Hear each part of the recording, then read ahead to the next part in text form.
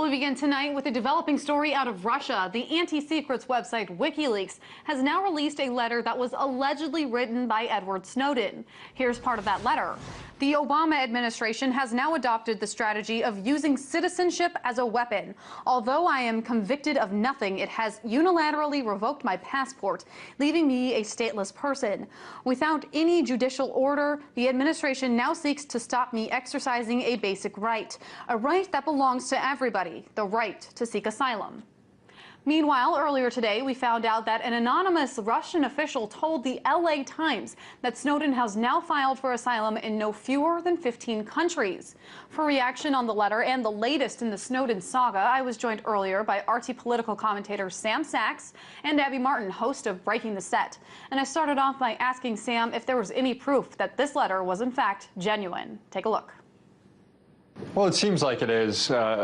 Reuters is coming out with another corresponding statement that Snowden sent to the Ecuadorian embassy. WikiLeaks has been the point person for Snowden since he left Hong Kong. I mean, we found out he was heading to Moscow with plans to seek asylum elsewhere through statements made by WikiLeaks. So I don't think it's strange that WikiLeaks is releasing his statement now about this. And I think it's about time that Snowden does make a statement. I mean, there have been a lot of questions as to what exactly is going on over the last 8 days, whether or not this was the plan all along was to take a flight from Hong Kong to Moscow and then just kind of wait there and find out where you're going to go, or whether there was some plan ahead of time. So a lot of people wanted to hear from Snowden. Julian Assange has come out and said that he's okay. So now we have Snowden's own words kind of saying he's okay. And Abby, I want to turn to you. This letter obviously just came out a very short time ago. What are your initial reactions from reading through it? It's just really sad. It's a tragic state of affairs. I mean, here's Edward Snowden saying, I can't go anywhere because my own country has made me a stateless person. This is a right. This is a human right, absolutely declared in Article 14 of the Universal Declaration of Human Rights, to seek asylum.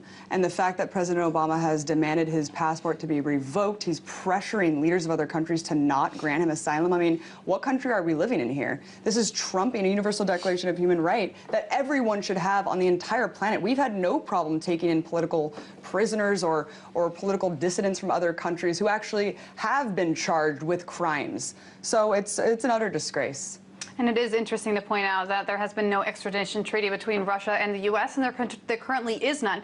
Now, Sam, we do know today that, according to an anonymous Russian official, that Edward Snowden has filed for asylum in no fewer than 15 countries. Is there any indication right now as to what those countries are, what the possible asylum processes are, if he has to be on soil in order to get that type of asylum, anything like that? Yeah, we don't know what countries he's applied to. We could imagine he's applied to Ecuador and certain other countries that seem to be willing to take on free speech activists, whistleblowers, and also countries that might just be okay with thumbing an eye in the United States. Look, some of Snowden's most recent leaks have been given to countries that have been exposed to this sort of illegal surveillance. Der Spiegel in Germany ran the article from Snowden's documents that talked about how Germany is one of the most frequently used sites for the PRISM program, for the NSA's PRISM program, and how we've been spying on the European Union. Look, if he wants to, there's been conflicting reports of whether or not he's applied for asylum in Russia. Putin today said that, you know, he could stay in Russia, but he has to stop embarrassing, you know, his U.S. partners. And of course, Snowden's statement to Ecuador said he does continue planning to release more documents. So that doesn't seem to quite jive with any asylum hopes, at least there. And we'll get to that letter in just a minute. But also another thing to point out is before Edward Snowden actually went to Moscow, he was thinking about applying, as far as we know, to countries like Venezuela, to Cuba, to places that have been not so warm and friendly with the United States. Now, Abby, talk about this concept of shopping for countries in order to get that asylum bid that he's so desperately looking for. I mean, really, what are his options? This is really all he can do at this point. I mean, he's in a transit center, international airport. I mean, he has to apply to as many countries as he possibly can. Whether or not these countries are going to grant him asylum is a different story. It's really a big, like Sam just said, I mean, you're basically defying the largest empire in the world that could really go after you if you make this bold move. But really, he has no other choice right now. He has to do this. And I don't know. I mean, his options look bleak right now, but I would shop for countries if I were him. I'd shop for as many countries as I could. And to be honest, the United States has, yes, they've done all, repealing his passport, pressuring other countries to deny him asylum, but the United States has complicated their own efforts to try and get Snowden by charging him with espionage. A lot of these extradition treaties that countries like Ecuador and Venezuela and other countries have with the United States include crimes that would be appropriate for extradition, but espionage is not on there. That's considered a political crime, and that doesn't jive with a lot of these extradition treaties. So what the United States is asking these countries to make sure they hand over Snowden, they probably shouldn't be charging him with things that the country would be more reluctant to hand him over with. And Sam, piggybacking off of the letter section that I had read earlier, let's talk about revoking a person's passport. Yes or no, does that stop a person from getting asylum? I mean, it makes it almost impossible for him to travel anywhere, but there's no Interpol warrant out, so he can pretty much go places where he trusts. And he mentioned that in his statement, that by flying to Moscow and knowing what was going on, he was basically putting a lot of faith in a lot of strangers to protect him.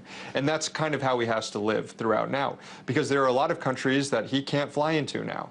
And I mean, who knows how much longer he will be given this sort of temporary asylum in countries like Russia or Ecuador or Cuba.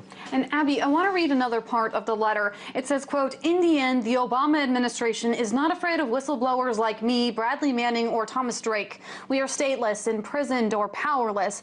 No, the Obama administration is afraid of you. It is afraid of an informed, angry public demanding the constitutional government it was promised, and it should be."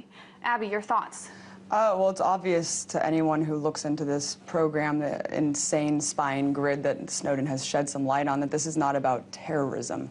This is about keeping all of the citizens in this country in a giant data mining grid to control us and to keep tabs on us. I mean, the needle in a haystack theory has already been debunked by this government, who have said in internal documents that it's actually deterred them from catching terrorists, from learning about warnings about the Tsarnaev brothers, etc. So you cannot say that expanding surveillance will actually be better to catch terrorists. No, this is about controlling society, keeping everyone under the thumb of the government, tracking everyone, keeping everyone into a chilling effect in an already ice-cold environment for dissent and political dissidents. And it's about making an example out of Snowden. And that's what Snowden's referring to in his statement. This idea, such harsh charges, they've also been used against Bradley Manning, they've been used against Thomas Drake, John Kiriakou. It's not to punish these people, but it's to make people after them afraid. And so far it hasn't worked, because whatever's been done to Thomas Drake didn't stop Bradley Manning, which didn't stop now Edward Snowden. Very interesting. We also know that Edward Snowden allegedly sent out a letter to Ecuador thanking them for helping him get into Moscow,